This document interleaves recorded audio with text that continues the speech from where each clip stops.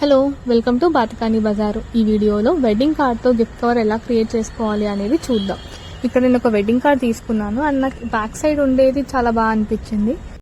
నేను ఈ మధ్యలో ఉన్నది హైలైట్ చేద్దాం అనుకుంటున్నాను. అది 10 సెంటీమీటర్స్ ఉంది. సో నేను అది మెయిన్ ఫ్రేమ్లా తీసుకొని పైన ఇంకొక 3.5 సెంటీమీటర్, కింద ఒక 7 సెంటీమీటర్స్ తీసుకున్నాను.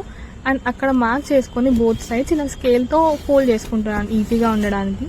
అండ్ కార్డ్బోర్డ్ కాబట్టి కొంచెం గట్టిగా ఉంటుంది. కొంచెం ఒక 2 టైమ్స్ స్కేల్ యూజ్ చేసి ఫోల్డ్ చేసుకుంటే చాలా నీట్గా వచ్చేసేస్తుంది. ఇలాగా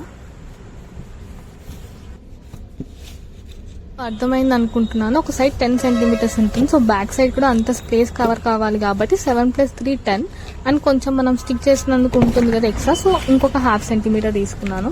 నేను ఇలా ఫ్రంట్ సైడ్ ఫోల్డ్ చేసుకుని ఒకసారి బ్యాక్ సైడ్ కూడా ఫోల్డ్ చేసుకుంటున్నాను మంచిగా మళ్ళీ ఉండడానికి.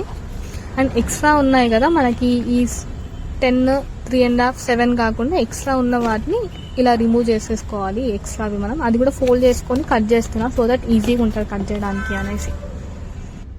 మన బాతకాని బజారులో ఇలాంటివి ఎన్నెన్నో tricks, tips, hacks, DIYs, art, cooking ఇలా చాలా వీడియోస్ చేస్తూ ఉంటాము. మన పేజ్లో ఉన్న వేరే వీడియోస్ని కూడా చెక్ చేయండి అండ్ నచ్చితే లైక్ కూడా చేయండి. ఈ పీసెస్ అండి కట్ చేసుకోవాలని చూస్తున్నాను. కట్ చేసేస్తాను. కట్ చేశాక ఇలా 3 ఉంటాయి అన్నమాట మనకి 10, 3.5, 7. సో ఇలా ఫోల్డ్ చేసుకుంటే మనకు అర్థమైపోతుంది కదా. సో సైడ్స్ ఒకటి ఇప్పుడు మనం క్లోజ్ చేసుకోవాలి. సైడ్స్ క్లోజ్ చేసుకోవడానికి ఒక 1/2 సెంటీమీటర్ అలాగా ఇలా స్కేల్ తీసుకొని మలుచుకోండి. ఇలా నీట్గా ఫోల్డ్ చేసుకుందాం 2 సైడ్స్. ఫోల్డ్ చేసుకున్న తర్వాత ఇక్కడ ఏదైతే ఫోల్డింగ్స్ ఉన్నాయో హారిజాంటల్లీ ఆ ఫోల్డింగ్స్ దగ్గర ఇలా కట్ చేసుకుంటున్నాను సో దట్ అక్కడ ఫోల్డ్ చేయడానికి ఈజీ ఉంటుంది. మీకు అర్థమవుతుంది చూస్తుంటే.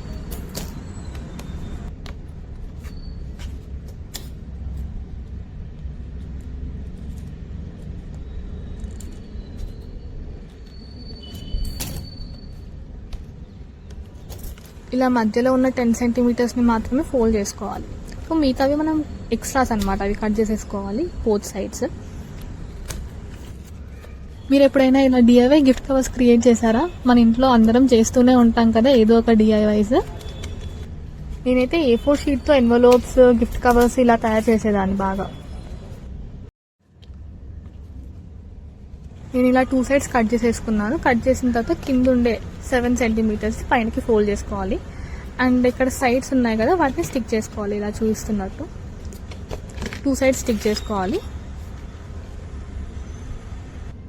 ఈ పైన దాన్ని కార్నర్స్ని కర్వ్ లాగా కట్ చేసుకోవాలి. ఇలా ఈజీగా క్రియేట్ చేసుకోవచ్చు.